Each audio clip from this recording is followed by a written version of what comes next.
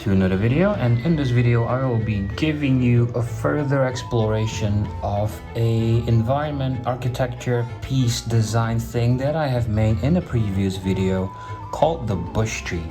And the bush tree itself, if you're new here, I'll just give you a brief explanation. And the bush tree itself is actually a species of bush that can grow so big and grow so old it can be considered an actual tree. And as you can see in this picture, the bush tree itself, there's lots of bushes all around it, smaller bushes in the foreground, and then in the background there are lots of big ones. And mainly in the focal point, you can see this particular bush tree is illuminated from within.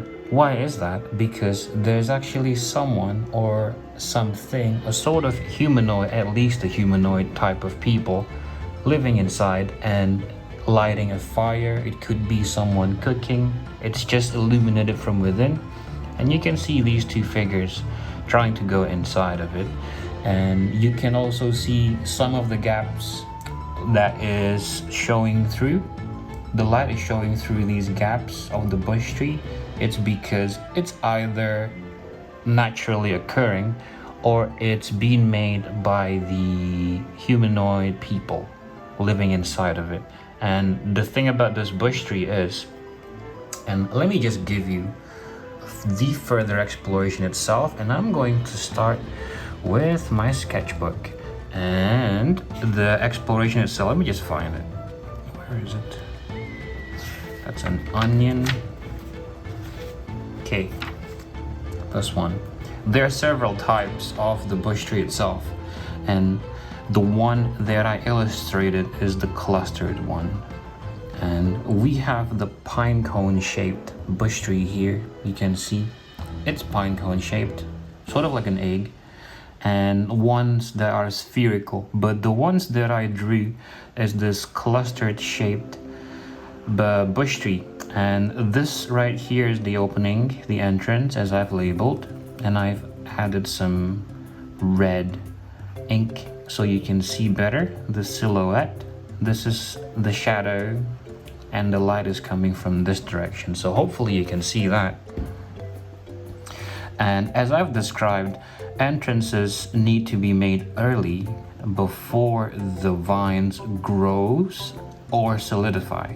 And what that means is this bush tree can actually grow so old, the interior, which is the oldest part of this bush tree, always the oldest part of this bush tree, the interior, it can actually solidify and turn into stone. And the entrances must face away from the sun. And what that means is, if you leave this bush tree alone and you don't make a hole in the center and you don't gradually, constantly pretty much, trim away at the entrance, it's going to eventually close. Or if you never made the entrance to begin with, there will be no entrance. And since this bush tree is going to keep growing and the newer parts are going to be on top and the older parts are going to be on the bottom, and especially the oldest parts are in the center, you will no longer be able to actually go inside and try to turn an old bush tree into your home. You can only mold a younger bush tree so that it can eventually become your home. So that's how it works. A little shrimp. Off topic, that one. And the way the vines grow is sort of just this chaotic tangled mess. And it's just lots of vines. And lots of leaves are going to be coming out of these vines.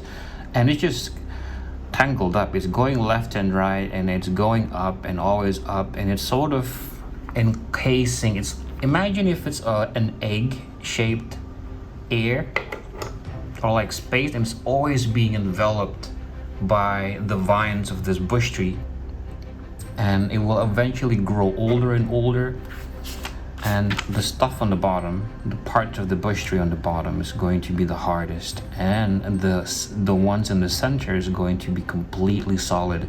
So if you want to be living inside of this bush tree, you're going to have to go in, and then you should clear out the interior, and then if you wait long enough, it will eventually become a good home. And you can even light a fire on the inside, because the inside would have been petrified enough for it to become rock solid, so it's not going to be flammable anymore. And I don't know if I'm going to actually be implementing this, but the way it spreads offspring to grow even more bush trees around it is using spores. So on the underside of these leaves will be spore spreaders. I don't actually know what they're called, but fern plants have these things. So I added these spore spreaders on the other side, and the top side is cup shaped like this.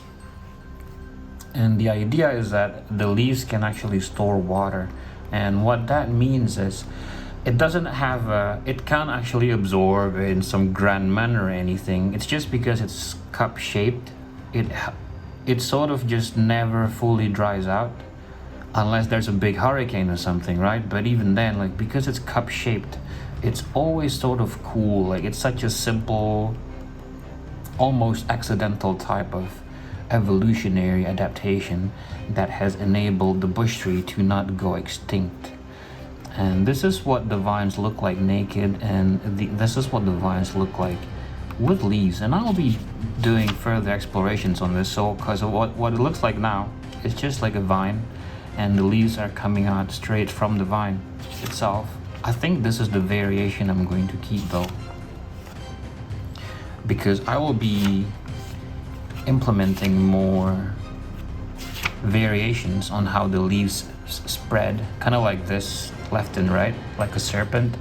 But I really like this one the best, so I think I'm going to be keeping this one.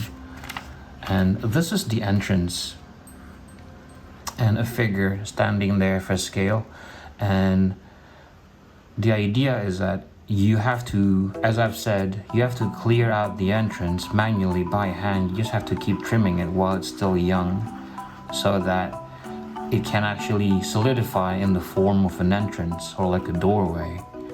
Because if you wait till it's too old, you won't be able to like go through all these vines, because it's just so hard. And the label says it grows outwards. Old branches do not dry up. Okay, they're petrified, they're immortal, and they do not turn overly woody, although I think I've scrapped this idea because I want them to petrify. And bush trees grow larger over time, which is true, and they are impenetrable if the entrance is not made early. These are just some like meaningless sketches, old ones, old drawings of this and this one that I've redrawn right here. Spore spreaders on the top side being filled with water. And this is what the petrification will look like. And this is an up close zoom in of the vine. So it says petrification / solidification, and they are ancient vines that do not burn. And this is what it looks like. It pretty much up close look like a really old tree bark. And if I could color this, I wouldn't use the colors of wood. I would use something sort of like this color, like stalactites in a cavern, because they've petrified and solidified. Just another meaningless sketch. This one, leaf pattern exploration there. This is sort of the redrawing of the vines if I were to implement the way the leaves spread, kind of like this. I'm not sure how far back this goes. This is just nothing. I think I've drawn more. No, that's about it. Okay, so it's time to move on to the digital one. Oh, but before that, I'll just let you know that I don't actually have my own world, and I do plan on putting this into my own world. And if you haven't noticed, I've been drawing a lot of concepts, and so many of these concepts don't belong anywhere. And I feel like putting them on my portfolio is sort of meaningless, because it's going to exist no matter what. But I thought I'd give it a home, and it's been a fad actually these days, world building, and I feel kind of like I'm jumping on a train. But I did build my own world about 14 years ago. As you can see, this is like a super old book and it's even discolored. This is supposed to be pitch black, but it's all gray all over.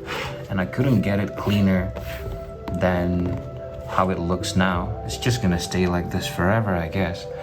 But I do plan on putting it in my own world, and I don't remember what the world name is called, but I do have the name of the continent, and I'll give you a little sneak peek of just some monsters that I've made.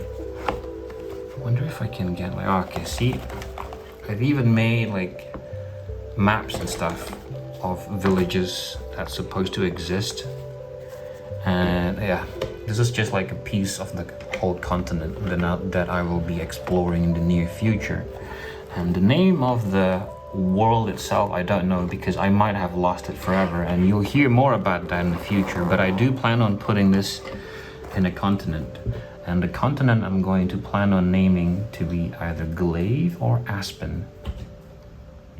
And my approach to world building is sort of just, I don't have a grand scheme of how things should play out. It's more like I'm always playing God and creating different things. And these things, they inevitably have to belong somewhere. So as I keep on creating so many things, I will eventually put the pieces in place, and then I will have a world that sort of just builds itself. Okay, and you'll learn more about that in a future video very soon. But for now, let's move on to the digital one. Okay, so here we have the digital part of the video, and I'm going to be showing you with Clip Studio Paint, but I'll just get that one out of the way. And I did have some reference pictures of the interior, some tents, but I won't actually be implementing an actual tent inside of a bush tree because that just doesn't make sense. I just wanted to get a vibe of what it would be like inside of a spherical looking interior. And so here I have made the look of what the interior looks like. So if you look over here, there's a figure. Someone with a dog. Let me just, this brush is too big. Okay, this figure with a dog, and you can see outside, the outside world. It's sort of like a sunset setting. And right here is the clouds that you can see in the back, and behind the clouds is the sunset sky, and it's sort of being backlit from the outside. And the angle that you're looking at this from is when you're inside of the bush tree and you're looking outside, so you sort of see this cavern looking structure, but it's actually made of leaves. So, and they're green, right, the leaves, and the inside is supposed to be petrified. But for the sake of just making it seem more relatable for this video, I've made the leaves green, because if I made it yellow right now and I haven't drawn any leaves or vines, right, it's going to make it look like a cave wall that's made out of soil. So I decided to make them green, and you can see some rocks here. And this is the interior. It's being lit from the outside. You see these light effects that's coming from the sunset world outside. And this cooler looking blue is actually where the interior walls begin.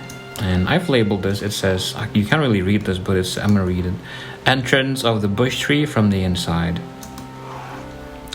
And this is the cluster of vines with leaves growing out of them. And the inner walls, well, not the inner walls, every part of the bush tree is supposed to just look like this. And as it grows older, the leaves will fall off and the vines solidify. And this is the interior of the bush tree. So this view right here of this man walking with a dog, walking inside, is actually right here. Okay, so it's still being lit from outside, and as you can see, this is some smoke effects. It's because the interior of this bush tree, because of the cup-shaped leaves, is cool. So having mist inside of this thing is actually not a rare occurrence. And you can see more dappled light effects right here because there's light coming from the opening on the outside. Like there's light coming from outside and there are openings on the bush tree itself, and this one looks naturally occurring, and I've made it that way. Although you could actually make some if you'd like, and if you were to make some yourself manually by hand, I wouldn't make it look like this is just too chaotic, right? I would indicate how it's made by hand by making it look at least like a window, sort of like how the entrance of this bush tree is quite clean cut. So I would make it like that, but just to make it really seem like there's light coming from the outside, I decided to add some leaves and vines coming like crisscrossing, just to make it not seem like it's a random patch of just like light blue and you don't really know what it is. But since there's light coming from the outside and there are some dappled light effects bouncing all over the interior of this bush tree, and that actually helps with making the interior not look all that dark. And even if it rains, you're not going to go, the interior will feel somewhat more moist than normal, but you're not going to get drenched because there are not many openings on the bush tree to begin with. And you can just stay in some corner right here where you'll be just completely dry, and if there will be any drips, a little bit of the dripping will just fall right here. You're gonna be nowhere near the raindrops. And there are further light effects hitting the roof of this bush tree. What am I using, by the way? A brush? Oh, never mind. I'll just hit undo. So, right here is the roof, the ceiling of this bush tree, and this cool part is actually the thickness of the bush tree itself. So imagine this is the part that just kept growing and growing on top of itself, and it's turned into a wall of some sorts. And the interior is actually the parts that have been sculpted by whoever wants to live inside of this thing. And I'll also give you another version of the interior. So this is the first page. I'm going to be showing the second page. I'll turn off the reference because it's in the way. And this is the reference. Here we still have the man walking in from outside. It says right here, interior X-ray. And there are rope ladders. And I'll give you a comparison. The first page is actually just a single it's like pine cone shaped bush tree. But the second one is clustered because, well, it's clustered. And every little cluster of bush that is coming out of the main bush tree can actually be turned into another room. So let's just make a quick recap. There's one room, which is this big one right here. So entrance right here. This is the entrance. This is the main room. This is the main room. And then there's another one here, a private room. And there's another room here. And there's another room on top right here. So the windows here, the window here is more deliberate looking than the ones right here and the ones over here. All this, even though they are conveniently placed somewhere above so they can let in a good amount of light without making it too bright if it were to be down here. And there's some smoke, and I've labeled them, see, mist. And this one is also mist. And there's another guy with a dog inside. And there's a bonfire. You can light a fire inside of this because as I've said, it won't catch fire because the inside of this bush tree will already be old enough that they've petrified and turned into stone pretty much. And there's another mini bonfire right here in this other person's room, also with a dog.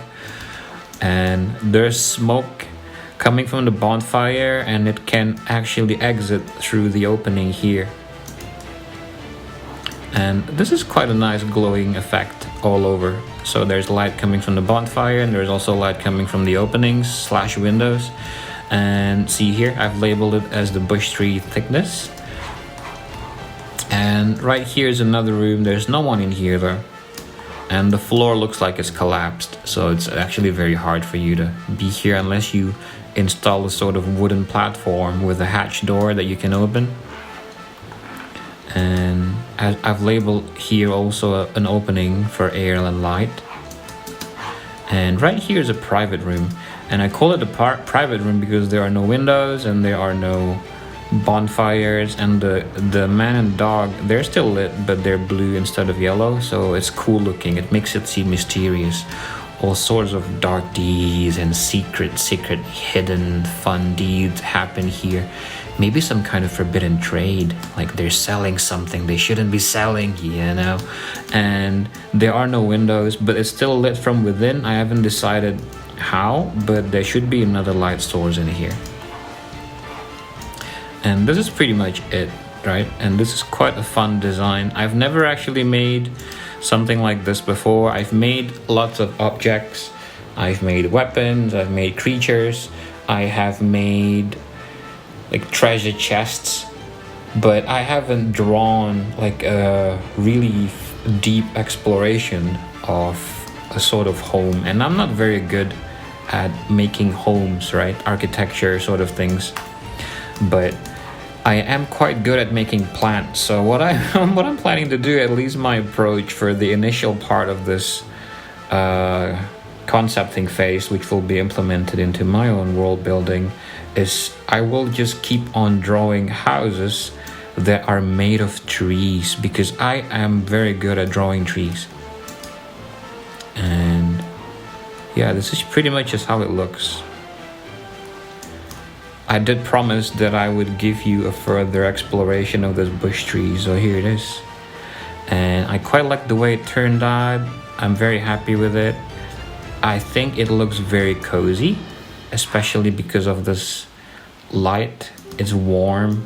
Outside is cool, right? It's actually a sunset scene, but I've made it blue just so it looks like it's a sky.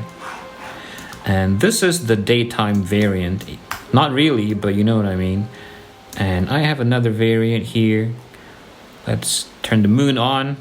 The moon's turned on. There is also a night sky variant that I'll just turn on right here. There you go. Here we have the nighttime scene on the outside. So this perfectly illustrates the previous painting that I've drawn, but this time you can see the inside instead of just the outside. And the outside world is all dark because it's nighttime. And there's a moon, a very beautiful moon illuminating the landscape below. And it's cold and scary outside, but inside is very cozy. You even have a bonfire. And a couple of things, I haven't really decided, but a couple of things I'm planning on installing here with probably some sort of storage and living quarters, which will include like beds and tables and food, all that. And I will be making further explorations on this, like even more explorations in a future video. So if you like what you see and you'd like to have a peek at my world building, please don't forget to like and subscribe so you'll see me again in your future recommendations. I will always do my best to make things interesting and present them to you. And I will be seeing you in the next video. Oh, and here is a preview of the whole thing, and I'll put some music over it, so enjoy. See you in the next video. Bye guys. Bye bye.